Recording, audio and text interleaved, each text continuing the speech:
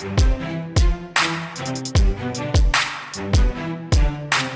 right, Proffitt podcast listeners, I have a special guest today. Welcome to the show, Mariana.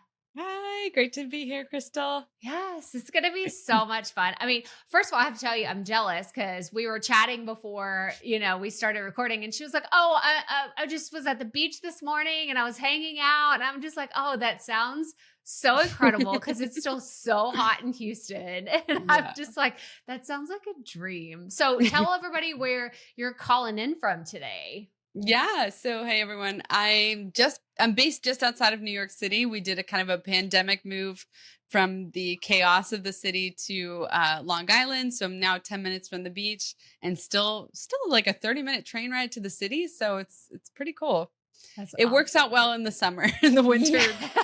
I wanted to leave. That's so awesome. Have you always been there? Because I know, we're going to get into your background, but I feel like that's Yeah. like a hotbed for the entertainment industry and for having like all the access to really cool agencies and maybe Yeah. entertainers and equipment and everything. But have you always been like just drawn to be in a city? Like, what was that experience for you?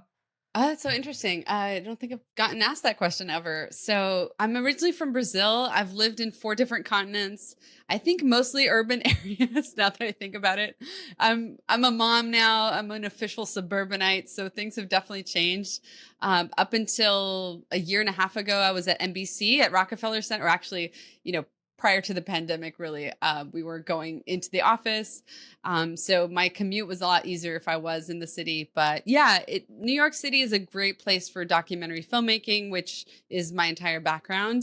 Lots of news organizations here, lots of film. It's a bit different. And LA is known for like the entertainment and the fiction world.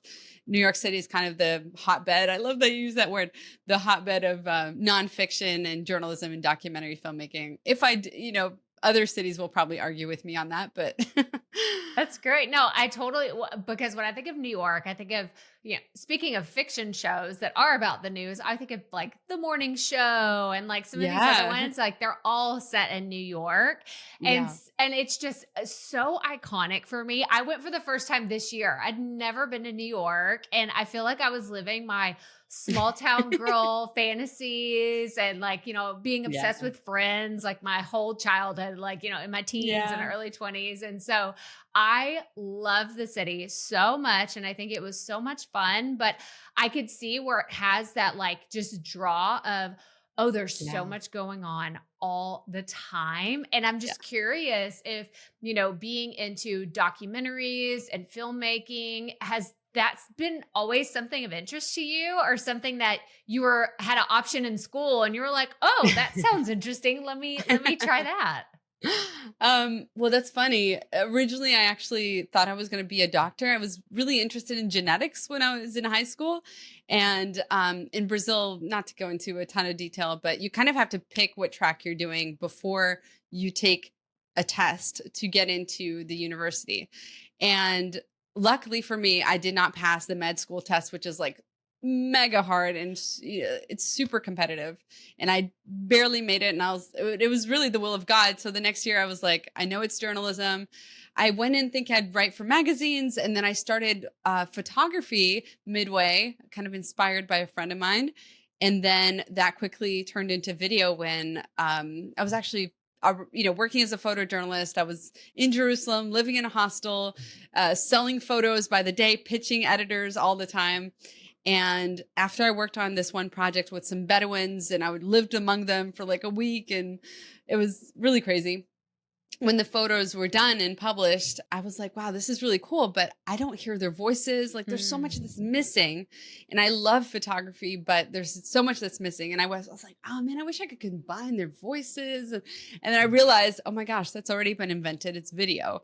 And that literally is how I transitioned into video. But yeah, I don't know if that answers your question. It I does. totally forgot It what your does question actually. was. And it makes me, Yeah. I have like 50 more from that. But I think, because there's a lot of people that are listening to this show, we were kind of talking about who the audience is that, listens to Yeah. this podcast. And a lot of them, I won't say the majority, but a good chunk of people listen to this podcast and they have the mentality of, oh, I'm going to start a podcast just because it's audio only. I don't have to show my face, or I don't Mm. have to be behind the camera.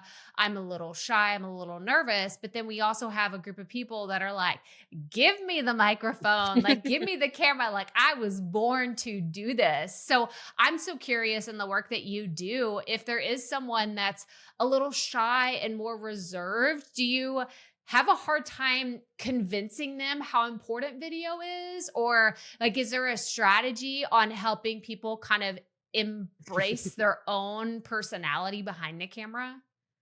That's a great question, Crystal. So I focus very specifically on learning how to tell your story. And then the step 2 is how to create a short video around that. So one video. I don't even focus on regular video content or anything of that nature. And lucky for me, because I focus on the superpower of your brand video, I tell them, like, listen, you're going to go through this once and it's going to work for you for so long. Yeah. We don't even talk about the benefits of once you do this, everything else gets easier. I kind of don't focus on camera confidence as much. It's not my forte. I love most people, first of all, are already convinced of the power of video. So I don't. Yeah. That's just like we're past that. And what I do focus on is, listen, it's a little bit tough love too. And I know that you mentioned tough love with your audience. It's kind of like, listen, this is a tool for your business. Yes. Your body, when you show up, that's actually doing it for your business. And if you believe in what you're doing, do the tough thing, do the difficult thing. It's going to pay off. It's not about you. And one thing that I learned from somebody else, so I don't want to take credit, it was from Kim Ritberg. She talks a lot about, remember that you're the teacher, you're not a model. You're just the teacher. You're just, the way that I say it is, your body is just the vehicle of your message. And it's not about how you look. It's not really even about how you feel. It's just about your message. It's about connecting with your audience. So I definitely go the tough love route. I don't have a ton of patience. If you're not willing to be in front of the camera, then my program is probably not going to be great for you. Although I kind of have it split into 2 now, because we were talking about this earlier, which is some folks are kind of in the beginner stages of their business. And so what I've realized is that you might not be ready for a brand video, and we can certainly talk about when that is, but you should still be telling your story. So even at the most basic level, I've essentially created a starter course where I help people, like, listen, your brand video, not yet, but this you should be doing absolutely right now, which is connecting with people by using your brand story. And so we can definitely go over what that means, what that looks like, but there's essentially an earlier component to the foundation of this is understanding what parts of your story are going to connect emotionally with your audience, are going to build that rapport, build that relationship, make you unforgettable, make you stand out, make you be seen as the go-to, their person, right? And you do that through story, and you do that through a very specific way of telling your story. Yeah. And I think it's so important for everybody, just thinking that if you just said, like, you heard everything that Mariana just said, and you're like, I don't know that this is for me, I want you to take a step back and look at the brands that have done this really, really well. Like, and how, if you have watched a video, and we're not talking about something that's 20 minutes long, the ones that I've seen are less than 3 minutes, like, some of them even 90 seconds, and how powerful it is to see someone, whether it's a transformational video or it's inspirational, motivational, like whatever, like you fill in the word of the synonym that's really striking that chord with your audience. And I know one in particular, and we could talk about Casey's story, that you helped her. And, she's someone, like, she's in the same circles that we run in. And it was just so cool whenever I found out that you two worked together on helping develop her brand story and the video and everything. So can you talk about what is the thing whenever someone comes to you and they're like, okay, I really want help with this. I want, for people to better understand the brand. How far into their journey do you recommend someone doing this? And if you could share a little behind the scenes about what that process looks like. Yeah, absolutely. So I first want to address, because you said some people might be hearing this and thinking it's not for them. Yeah. If you want your business to be harder to grow, then it's not for you. If you want it to be easier to grow your business, easier to be memorable, if you want every single piece of content that you work hard to put there, your emails, your socials, your podcast episodes, every piece of content, if you want it to go farther, you want people to connect with it more quickly, then absolutely this is the instrumental piece that you need to have. And so it does not matter at what point you are in your business. Now, it kind of goes back to what I was saying before, which is there is the sort of foundational piece, which is learning how to use your story to connect, how to tell your story, what parts of your story to tell, what isn't interesting, how to engage with your story, where to use it, where do I place this story once I have it. It's not just on your About Me page. So doing that sort of foundational part is across the board for every single business owner. And the cool thing is you already own your story. You don't have to buy anything else. You don't have to invest a ton. It's just learning how to do it, which we'll talk about today. So doing that fundamental piece for everyone. If you are further along, and I will say this because I'll break it down in a second, but once you have a lot more clarity, which comes from doing business. So once you have had sales and you know your audience really well, you know yourself, you get to know yourself even better. And once you have a lot more clarity in those fundamental pieces of that brand story, then putting that into video form is where that comes in, because that video is going to work on your behalf with so much more impact than just words on. And I love copy. Don't get me wrong. Copy is really great, but we know that video is even more powerful. So once you create that into a video form, then you're getting like tears, then you're getting like chills, then you're getting all of these other emotional, reactions that can come into folks when they watch something really well done. And then you get even more the power of becoming unforgettable, which is what I teach a lot. Again, if you think this is not for you, then you are okay blending in. You're okay being known just for what you know. And ultimately, we choose people not just for what we know. We choose them because we like them. We have rapport with them. We want to learn from them. We want to go on the journey with them to get to the results that they promise. If you're just going by the results that you promise, lots of people are promising results and the copy is getting better and better. Yeah. Right. So if you're just relying on that, you're going to have such a hard time competing against everyone that's offering something similar. Yeah. And I didn't answer all your questions. No. It was great. It's great because I think that we needed to take a pause because you're so right because people they come to me so often. That's why I was trying to really hit on that subset of you that are listening to this right now. And you're like, yeah, but you're the ones coming up with all the excuses of why this isn't important. And that's why I wanted you to really hear how doable this is and how with the right person directing you, that it could be a seamless process. It could be, I'm not going to say it's going to be completely painless, right? Because maybe it is. Maybe it's like hard to revisit some parts of your story. And I know that's how it is for a lot of people, whether it's, something that happened in the beginning of your journey, you made a big mistake or something. You're just like, oh my gosh, I don't want to go back and revisit that.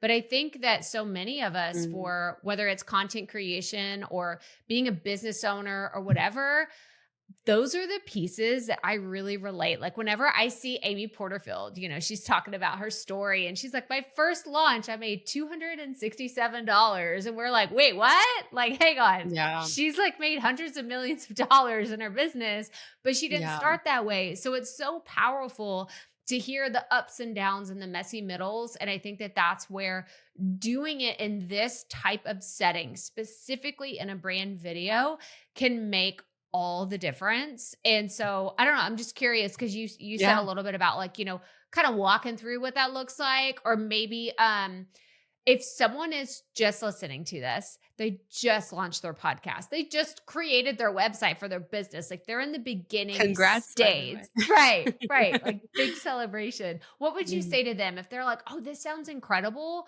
but I don't really have that story yet. I don't really have the pieces laid out, or I don't know like what my audience, maybe they're still trying to figure out their audience. Like what advice would you give to them?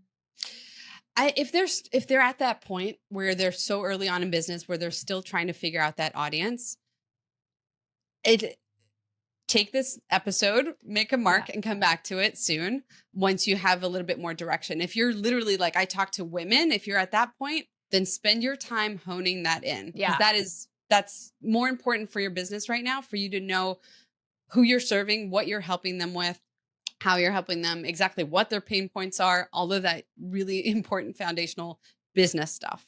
But as soon as that's in place, you have what you need to learn how to tell your story. So let me dive into that framework so we can essentially understand how you put the pieces together. So the first thing you're going to do is understand your audience. And what I mean by that is, not if you have like top level clarity, right? Women in their 40s, and perimenopausal, they need to lose the baby weight. Nothing's working anymore in terms of exercise and diet.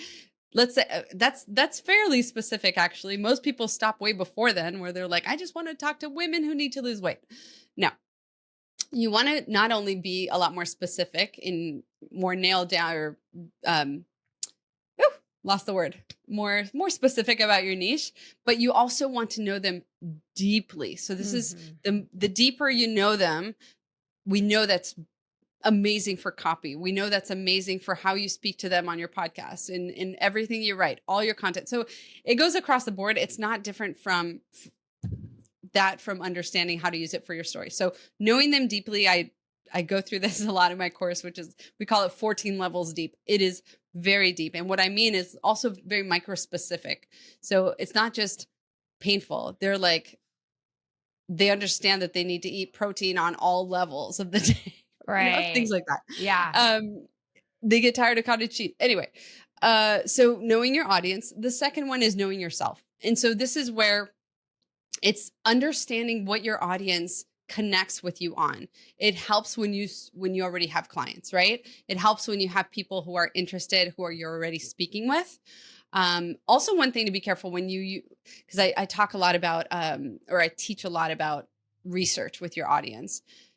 The tricky part here is, if you're talking to a client, for example, that has been working with you for a long time, or worked with you a little while ago, they might not remember what it felt like when they first connected with you. So you kind of want to talk to them as soon as they buy from you, and understand what parts of your story or what parts of your content, what is it about you that made them connect with you? And that's like the critical question that we want to answer.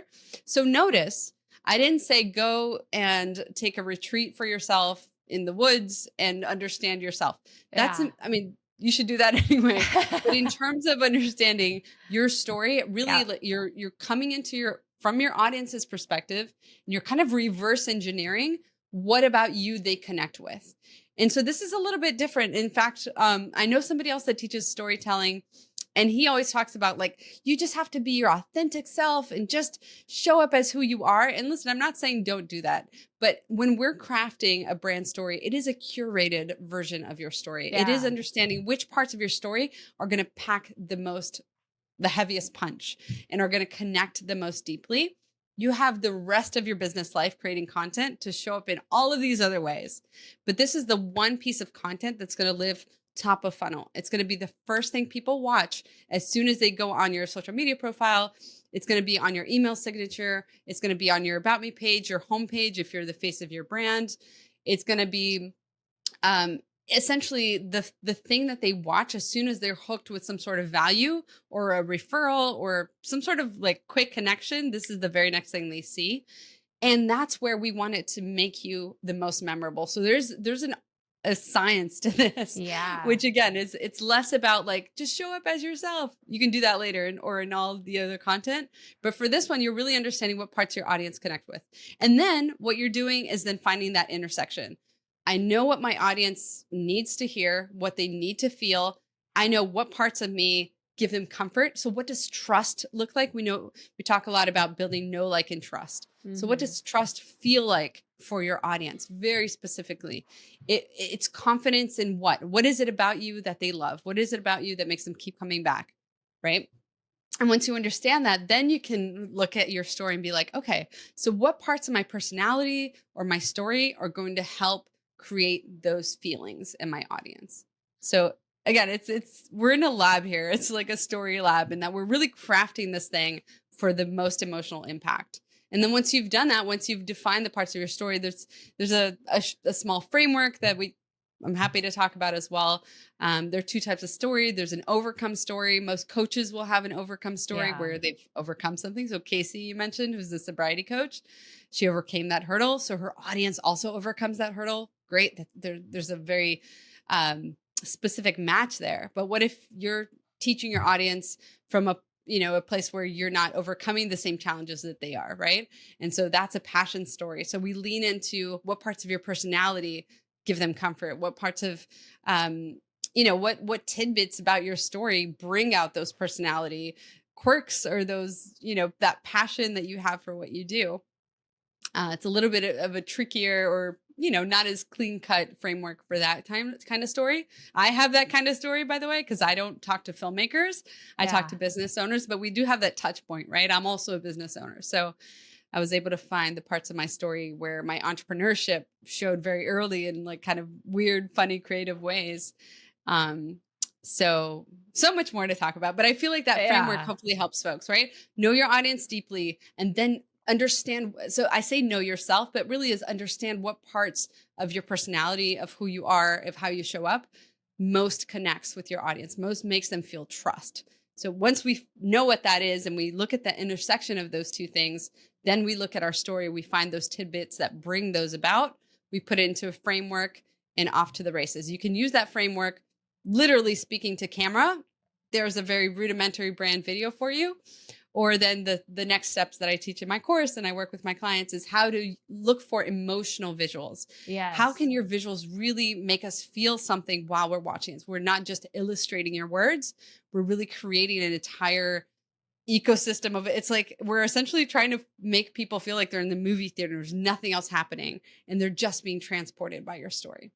Yeah. And it's so interesting, because we were talking about, okay, if you're in the beginning stages, this may or may not be something for you. But I hope that everyone listening that has been creating content for a while, like your ears just perked up, because what I heard and everything that you just explained is you already have all of this present in your content or in your business. It's probably in your copy. It's probably in your emails. It's in your YouTube videos or your podcast episodes. It's in your Instagram posts that you've been creating. It's just about mining it out now and figuring out what actually goes in your brand video to make the most impact. Because what I imagine is having like, a sticky notes like wall of like all the possible stories that you could tell, and then just shedding things one by one. Yeah. Like, that's a great story, but it's not relevant for this, or that could be great for a podcast episode, but it's not for this. And I think that you can really uncover the pieces that would make someone say, oh, she's just like me, I want to buy from her. Or she's been through this experience, I know that she's the person to lead me through the path, or whatever that type of connection is that someone's looking for. So it absolutely makes sense to me. Where do people get stuck? Because I feel like there's a few different places where people could easily like shut down, right? It's like, this is too hard. I can't do this anymore. Or this is like where they need the most coaching or guidance from you. I think it's just having feedback. The way that I describe it is like, you can be the best surgeon in the world. I mean, I'm an Emmy-award-winning filmmaker and I still had a really hard time telling my own story. You can be the best surgeon in the world. Performing surgery on yourself is going to be tough. And so just having that sounding board becomes really critical.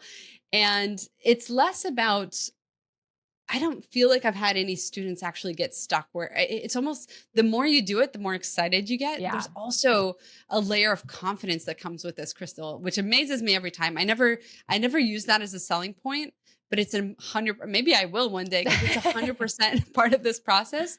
The more you do this, the more confident you feel, like, because in order to really dig deep and do this well, if your goal is to create a video that's going to convert for you, which is the promise of the brand video in my universe, in my ecosystem, the way I teach it is like, this thing is going to convert for you. Just watch, but we need to do it right? Like you said, it's not necessarily painless, but it's a simple process. You just have to go through it. In order to do that, you have to have so much clarity in who you're serving. You have to have so much clarity in what is it about you that they love. That with that comes so much confidence, right? Yeah. When you know how people see you, when you get that data, that information, and that you feel that bond. My gosh, I see it in my students every time when they graduate, they're like, hell yeah, like I'm ready to take on the world because I've Yeah. had to have so much clarity, so much research. I know my audience in and out, and they're banging out content so much faster. So, I kind of think about my business a few years down the road. I lead with brand video because that's my specialty. That's what I want to be known for. But ultimately, it is the foundational work of business that sets you up for a whole, universe of success ahead of you when you do that. Because I mean, you know about content creation. You know how much easier it is to create content Yeah. once you know what you're talking about. You know who you're speaking to and how. So yeah, I don't feel like they get stuck. I just feel like it's really great to have that sounding board, whether it's another business partner, maybe it's not me in my program, maybe it's somebody else that can kind of give you good feedback on whether your story is landing, whether your hook is strong enough, whether there's a flow, whether you're saying too much, too little. I've done this for 15 years, so I can kind of do it in my sleep now where Yeah. I'm like, too many words, let's cut, let's go, or no, let's go this direction. But if you have that sounding board, you're not going to get stuck because it's so empowering to do this work.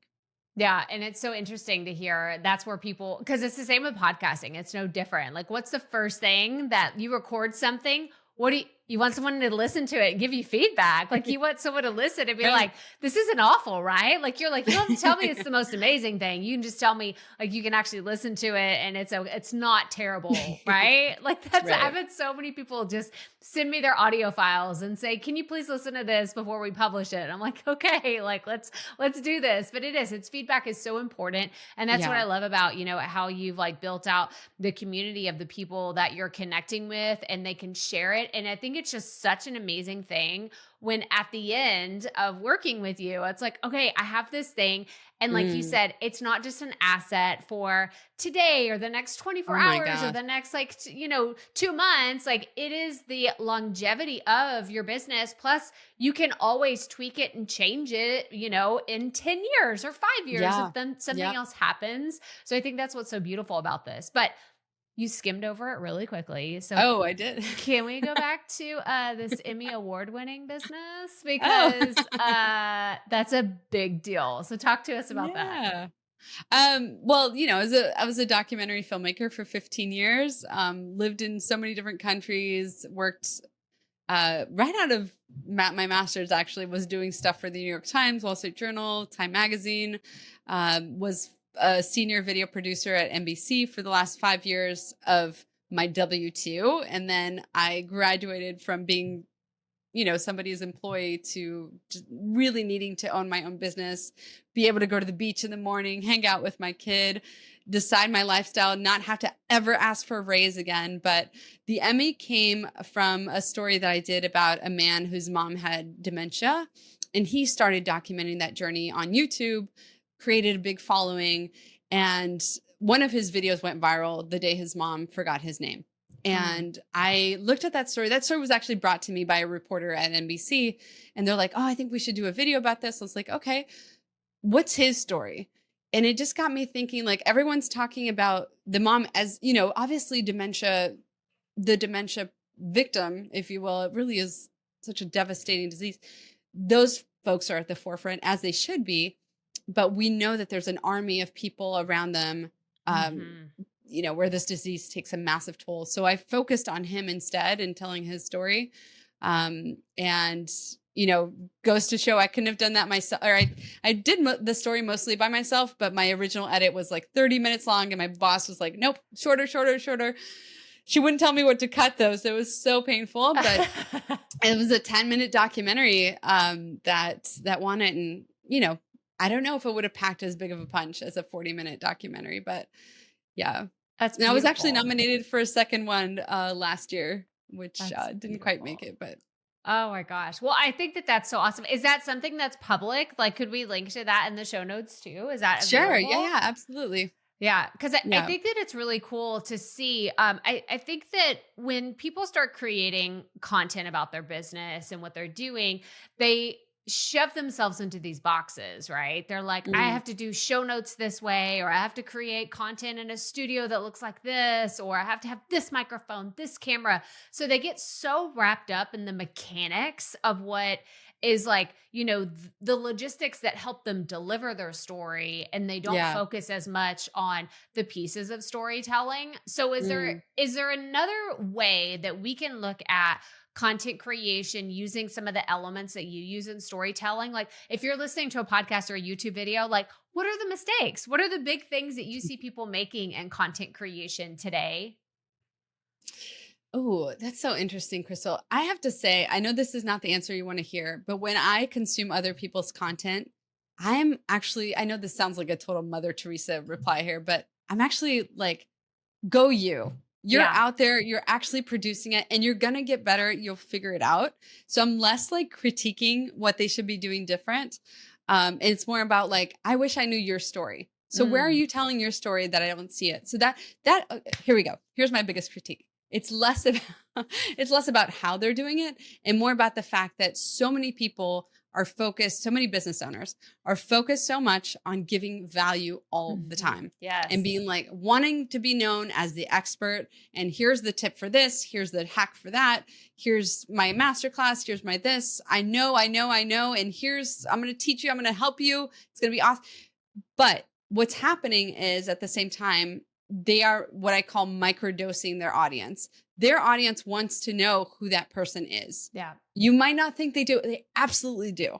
Because once they do, they can make that decision so much faster about whether to work with you or not.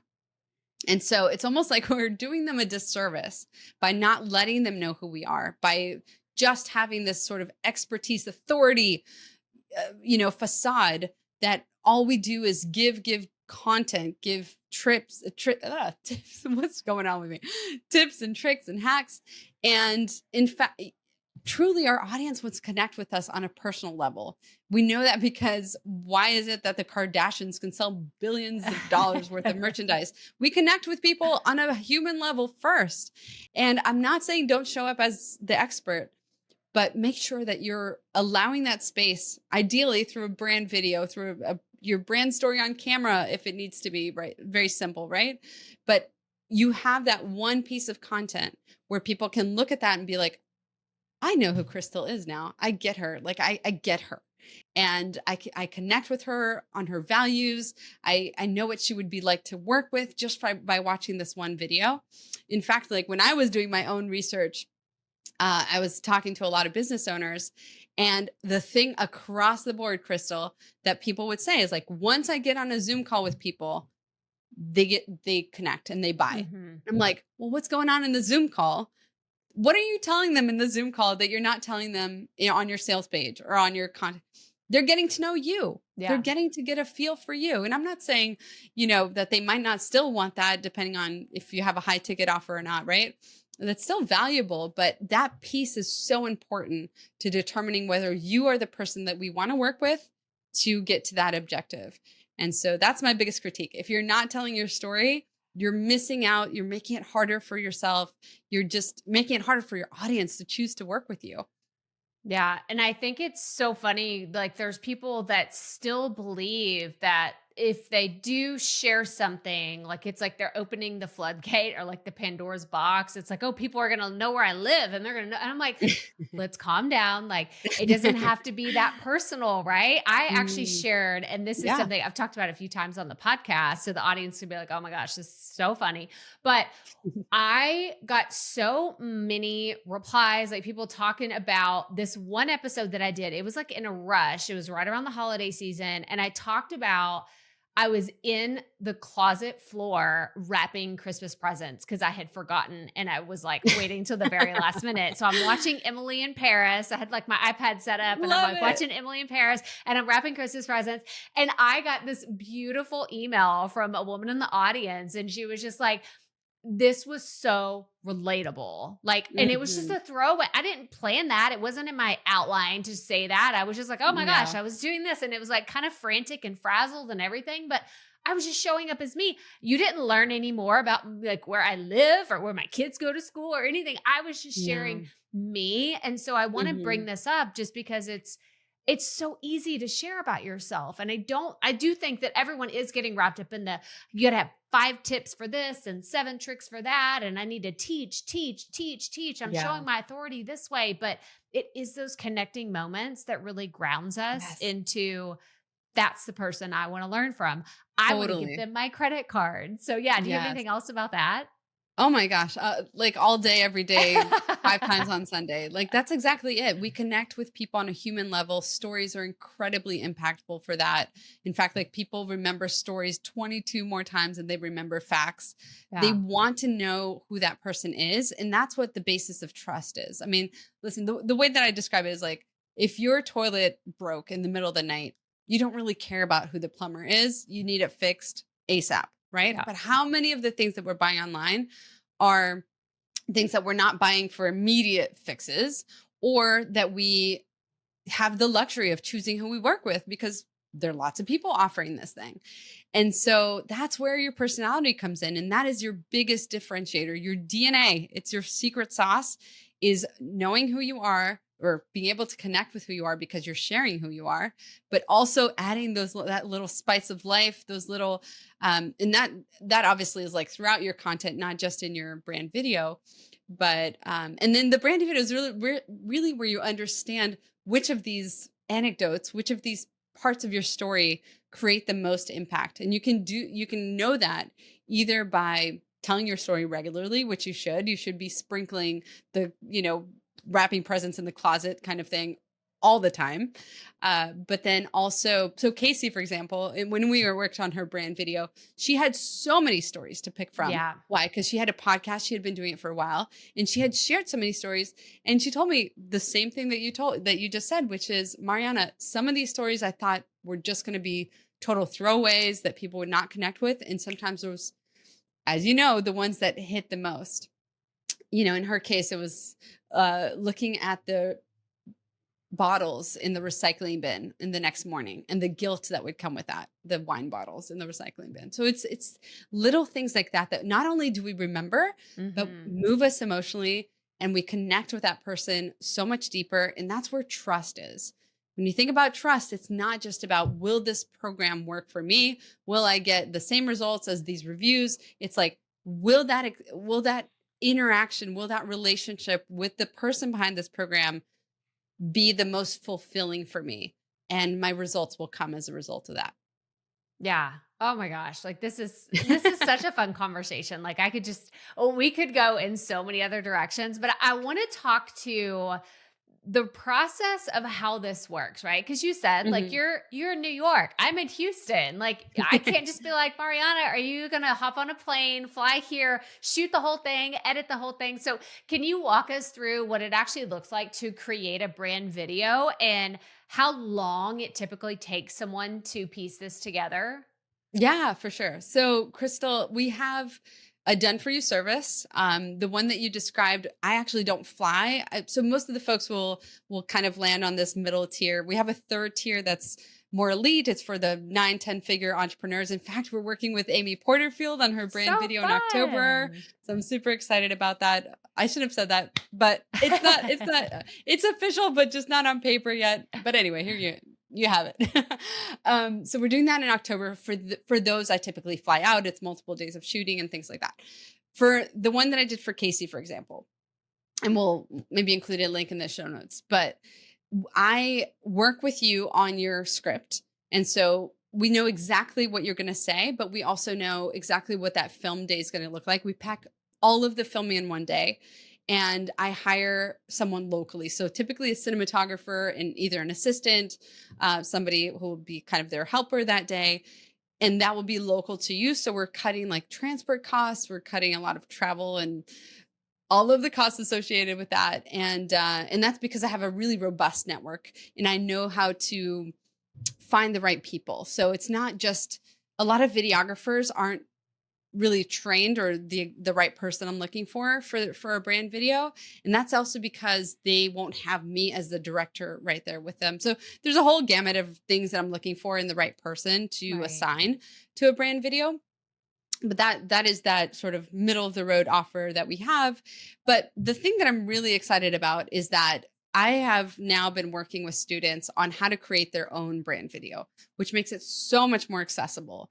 And the way that we do that, the scripting is honestly the same process. So the same process that I do with my clients that pay me tens of thousands of dollars, I now do with folks in my group that to script their brand video, to think of which visuals they're going to film. And I now have a very simplified way that they can use their own phone, film themselves. I mean, I'm blown away every time of what people are getting when they film themselves. Cause it's kind of hard Yeah. to film yourself, but folks that either get the hang of it or they, elicit their husband or their friend or somebody who's doing a few of the shots for them, and then how to edit seamlessly. I think the tools have improved so immensely. Yes. I would have never been able to create a course like this a few years ago. But now it's quite simple. I simplified it even more. My first iteration last year, I was teaching more than what people needed. And so this time I'm like, strip. What is the basic way that they can actually get it done? And I think you've hit this on the head a couple of times in our conversation, which is like, there's so many things to do in your business, right? There's so many things that need to get done. And so my goal is to make it as simple as possible, because the one flaw of the brand video is that it actually won't work until you finish it and post it. So Yeah. I want to get you to the finish line. It's incredibly important. And I've essentially really dumbed it down, simplified how to get great visuals, creative visuals, but in a simple way, how to put that into a brand video. Like you said, anything from like 90 seconds to 3 minutes, we're kind of pushing the limit. But most stories, I try to keep them around 2 minutes when I work with folks. So that's the way that I encourage most people to go. Like, it's okay that you don't have a super budget for a really high-end brand video. This is how we can get your brand video done really simply on your phone, no extra cost. Let's go. Yeah. Oh my gosh. Well, I just love that you serve so many different aspects of the market, because there will be people listening that are like, yes, I want like an Amy Porterfield level brand video like tomorrow. Like that would be fantastic. And, go hire Mariana and her team to do that. But then there's also so many people that are like, I've seen this. I know, maybe they're already familiar with your work and they're like, oh my gosh, like this is exactly what I need, because, this whole conversation today, I'm like, duh. I need a brand video for Proffitt Media and, my whole journey, because I do know, and you kind of touched on this earlier, is like where this would work so well. It's like, man, that first welcome sequence email, it's that reintroductory video that you put out on Instagram every once in a while. That's like, hey, I've gotten a few more, 100 or 1,000 followers, whatever. It's like, this is who I am. Or I'm thinking of even the main slot on your YouTube video, your YouTube channel. Yes. It's like, Yep. Who are you? It's like, well, you don't just have to put your most popular video, put who you are as a brand, and Yep. all these other places where you could put it. But my last question about creating your brand video, and this is because I'm stubborn. Okay. I'm going to tell you right now, I'm Love it. so stubborn when it comes to content creation. Like I want to do it my own way. And you've said this multiple times. It's like scripting. I don't work off of a script 99.9% of the time. Yeah. But I do know how important it would be, because I'm that person. I'm going to tell an extra story. I'm going to share this. It's going to be a 75-minute long brand video. Right, and that's not helpful for anybody.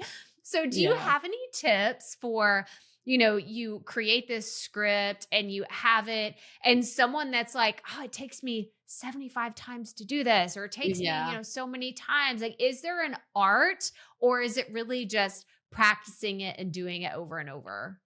Totally. I want to say one quick thing too. You were mentioning all of the places the brand video can go.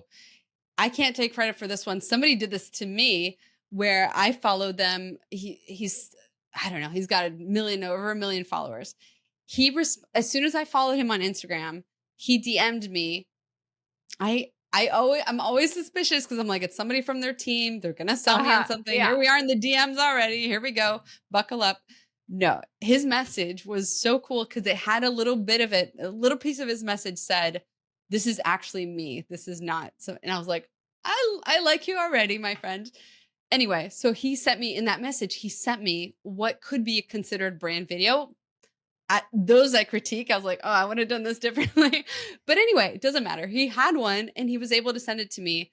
And I was like, love this use for a brand video. Yeah. It's like, you know how like you want to connect with people in the DMs, you want to welcome them. I don't like being asked, like I don't want to be probed. I just got to know you, right? But he shared with me his brand video. I was like, love this use for a brand video. So just another one to add to the list. I actually have a list of 50 places. But anyway, to answer your question about scripts, you already know why we have a script, and you just said it, which is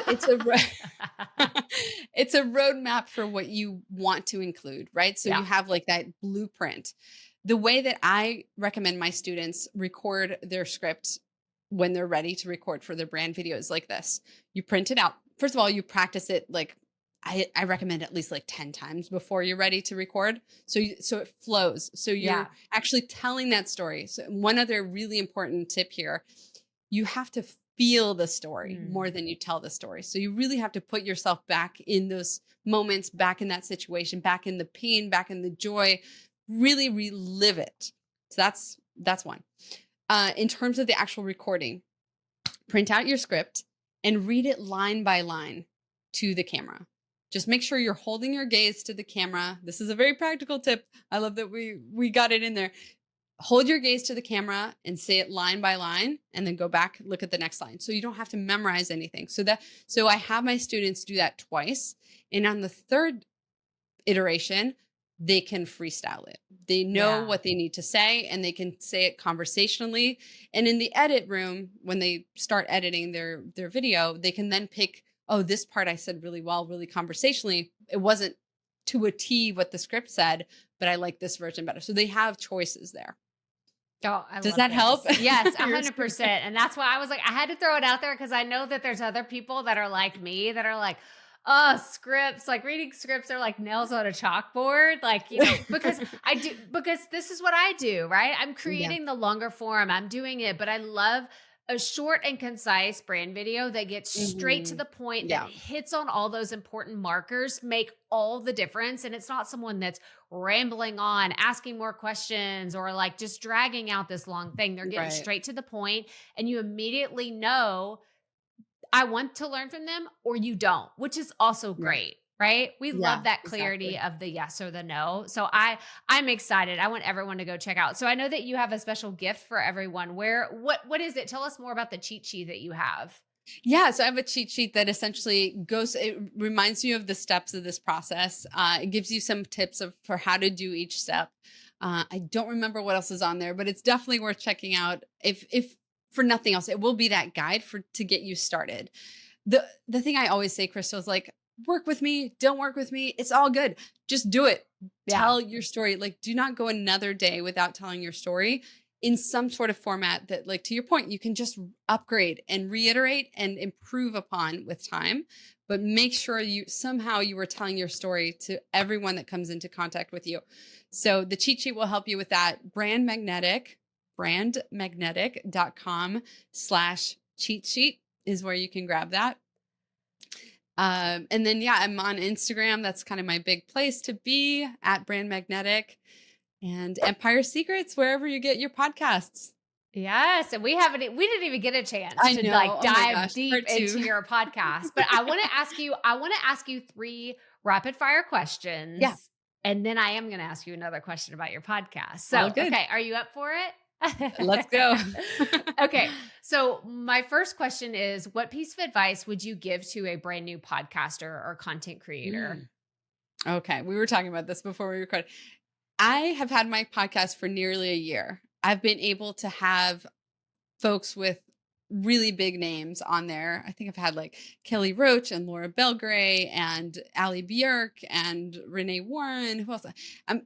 I'm little by little, I'm getting more folks in. Regardless of that, I don't have my podcast on my website. It's a huge SEO wasted opportunity, but guess what? It's imperfect, but we're doing it anyway, and we're moving forward, and it's been an amazing thing. So imperfect action is probably the thing that you repeat on every one of your episodes. So important to just get started. The other thing I will say, though, is I've been able to do my podcast for a really low price. And I know that for some folks, it's the burden of taking hours and hours to edit your own podcast versus like, do I have hundreds of dollars to spend on an editing or production service for my podcast.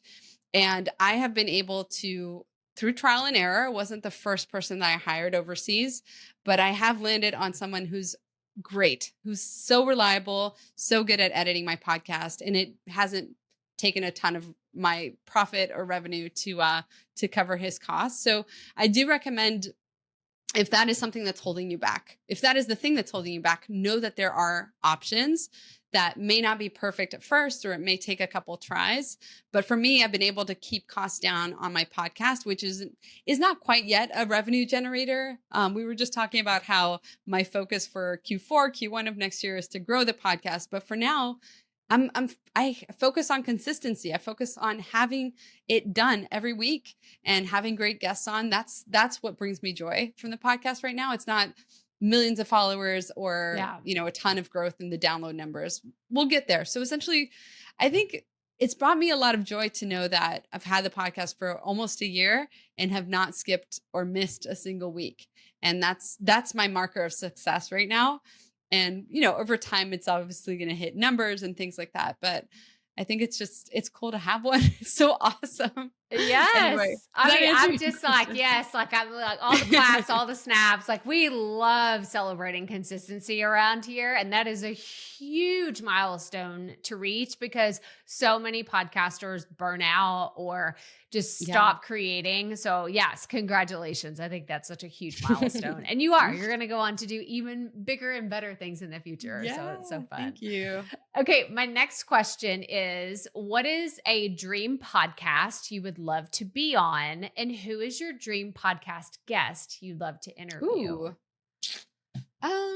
I think I would put Amy Porterfield's podcast right up there. It's funny. Sometimes I think about the word dream and I'm like, it's not a dream. It's going to happen. It's just a matter of time. So that one would be right up there. And who would be a great person to have on my podcast? There's so many of folks that you know what? I think Ed Milet. Yeah. I love his story so much. When that man spoke on stage, when I saw him speak on stage, I was so blown away, all by the power of his story, by the way. Mm-hmm. I was like in tears. It was transformational to hear him speak. And I just like the guy. Again, I like the guy. I think he's super smart, but I like him. I like who he is. Yes. I think our values resonate and it'd be awesome to talk to him. Yeah. Oh, these are such good ones. Okay. My last question is, do you consider yourself a perfectionist? Oh, seriously? If you're watching this on video, I just told you my hair, I just came from the beach. My podcast isn't perfect. No, I love essence, right? And even though I have a brand video product that's like a beautiful, polished, really well-looking brand video, the reason I created the course was because like those are all awesomes to have, but they're not need to haves. And ultimately your story is what matters most. In fact, I had a student who just finished her brand video, all shot on her phone, all filmed by herself, all edited by herself. I didn't touch it. I did not touch any editing or any part of it. I worked with her, yes, and she just wrote me. She said, somebody else watched my brand video. She said, I'm moved to tears.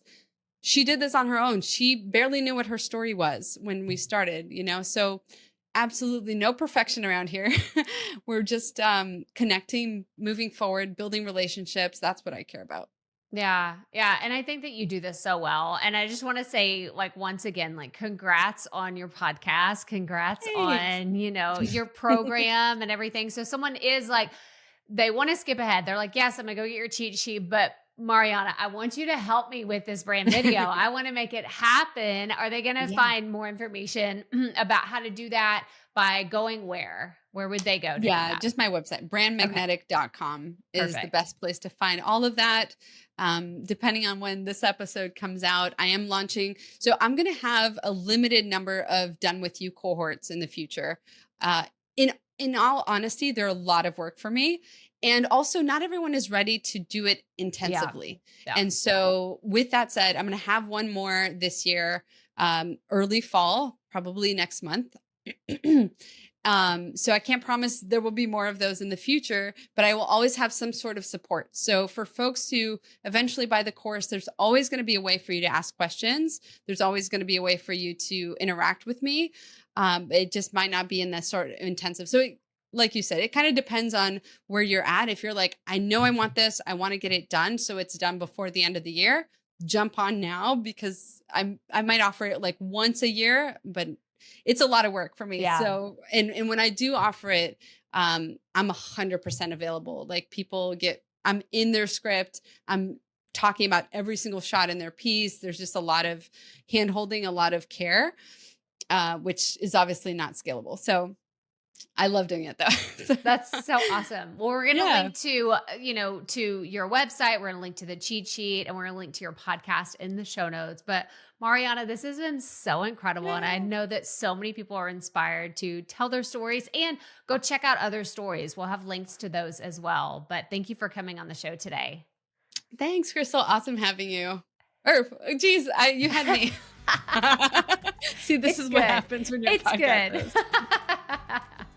Thank you so much. I had a ton of fun.